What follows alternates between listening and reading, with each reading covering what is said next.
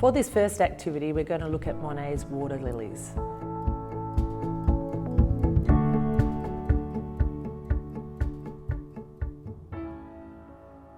Monet painted the same motif or the same topic over and over and over again, and that's one of the things that makes it so special. He was looking at the light and the play of the light, the seasons. It was always ever changing, and that's what makes the work unique and really interesting. So when I look at his work, you can see the play of light, where the light hits the work, and that's evident in the warmer with colours with the yellow here, and the darker bits with the cool colours receding. The dark green reflection makes the water recede, and you've got these beautiful purples. And this is what I really want to focus on, is the play of colours and the overlapping, and what happens when we use all these colours in one painting. And we're going to use the pinks, the greens, the blues, the purples and the white. And your students are going to get a real opportunity to play with paint. So you can also look at a closer up with your students. Because he did the same motif several times, you can talk about how the colour does change.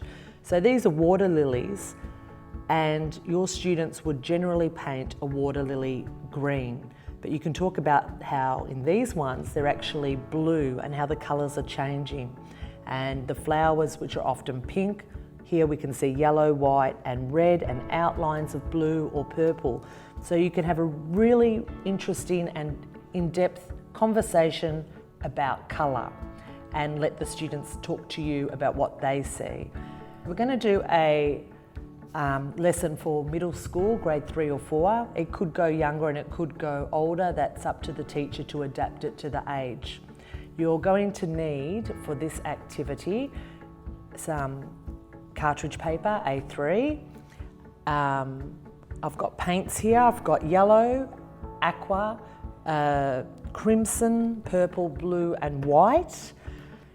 You're going to need some either recycled paper. I've got some Christmas cards, or just a harder, firmer cardboard. With that paper, you're going to need scissors, a pencil and masking tape. And we're going to use a scraping board. You can buy a scraping board or you can use cardboard cut pieces. This is stronger and will give you a better effect, but you can make your own. And I have a brush, but I don't think I'm going to be using a brush. Yes, I am using a brush. We're using a brush and a brush. So we're going to start off with the paint. I'm going to cheat a little bit and use the paint straight out of the bottles, but you can put the paint on palettes and the students can just dab a little bit onto their work. So I'm going to dot the paint on the work and I'm going to drag it down and I'm going to overlay the colours. When you drag the paint, it makes it very, very thin, which means it dries quickly, and you can actually paint over the top of the paint. It doesn't blend in, it will sit on top of each other, and it gives a really beautiful effect. And you can do it as much or as little as you want to, and that's where your students get that real opportunity to play. So this part of the lesson is experimentational and it's play-based and it's fun. So I'm going to get on with that now.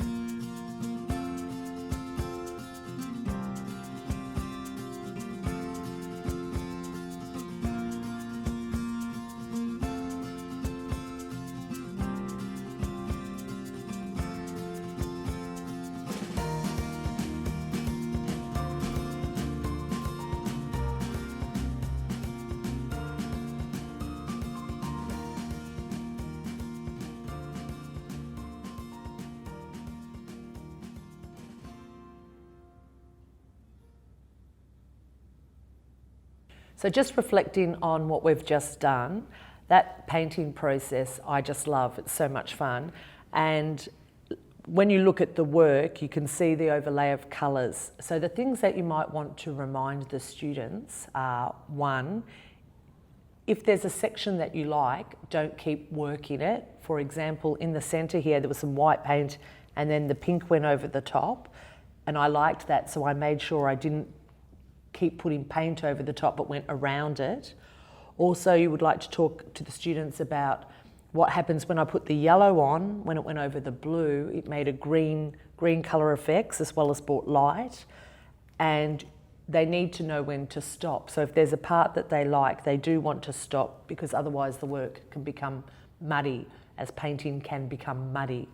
But because it's such thin layers, it's quite hard to do that, but it doesn't mean that you can't do it.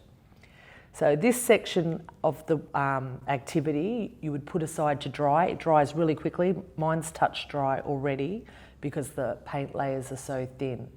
But you'd put this to the side, that might be one lesson, and then you'd get to the second part of the activity, which we're about to do now. So I'll just put this to the side. And now we're going to talk about stencils. So I've already made some stencils, but I'm not going to use those. I'm going to make some fresh ones. So the trick to stencils is cutting. And I know some of the students at my school, their cutting skills are quite poor. So you want to really talk about how this is important. They need to take their time and they need to cut a really good shape. And that's what we're looking for, a nice shape. So you can use some cardboard, or I've got a Christmas card, but cereal boxes, just that nice soft cardboard that you can cut, because if it's too thick, the students will have trouble. So on this piece, I'm actually going to draw a water lily. So the students need to draw an oval and then simply put a V in, and they can do more than one. And the trick to stencils is one cut in, cutting around, and then we're going to tape that one cut because we actually want the negative space. So I'm going to cut those now.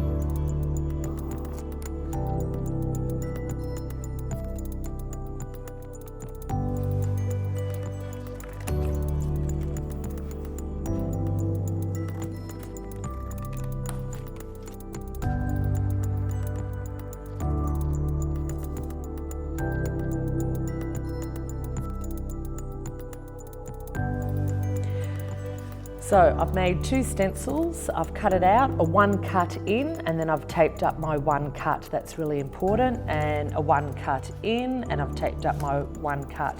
So I'm going to use one as a water lily and one as the water lily flower. So I'm going to decide on my colours now. I am going to go for a greenish or bluish, a darker colour for the water lily. So I'm going to get a palette.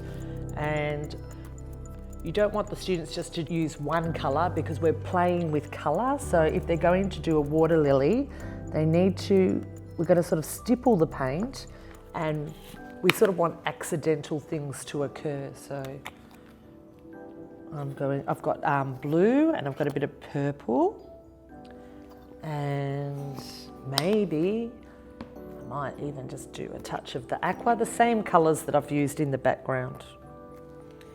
Okay, so now I'm going to go and get my work out where I want my water lily. How many am I going to do? Am I going to do one in the centre or one at the side, one at the top? Right, I'm going to go for 3 of them. So I'm going to do the water lilies now. I'm just going to use the paint and make 3 water lilies.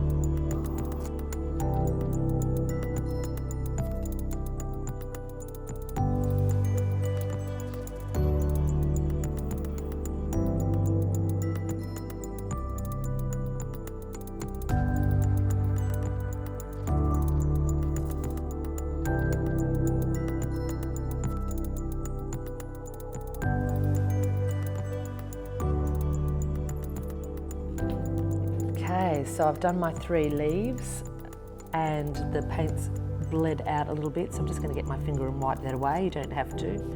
Mistakes can be part of the painting, but I'm going to be very particular and wipe that away. So now you can discuss again later on with the students, or now, the play of you using the same colours, but the paint's used in a different way. It's heavier, it's thicker, so it's given the work a different depth. This is a lot comes out of the painting and the background is retreating.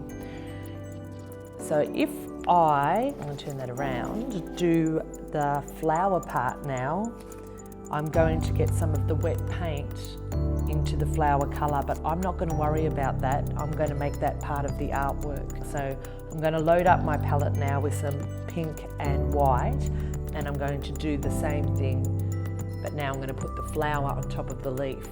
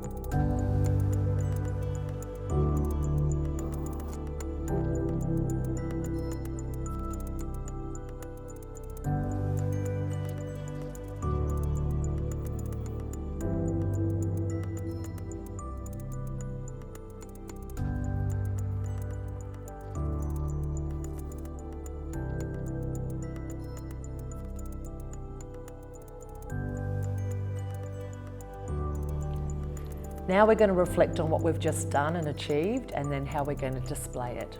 So we've looked at 3 art elements. We've looked at colour, shape and tone. And when I added the stencil flower on top of the leaf, I actually on purpose was doing the white so it would just capture a little bit of the colour underneath and soften that with tone by tinting it, and then I worked up to the pink. And you can see that stippling the paint makes the paint heavier, so that makes the paint come forward, and scraping the paint is lighter. And although there's a lot going on, we've stuck with the same palette, so it all works, and it's a play of colours and light. So now we want to think about how we're going to display it. So there's 3 ways that I would display it. One is to put the work straight onto black paper and hang up, which is fine. 2, you may find that with some of the works, and this happened with the first attempt I didn't paint all the way to the edges, and I had a little white frame of paper around my work. To get rid of that, you can get the mount board and put that straight over the top, and that will neaten that up.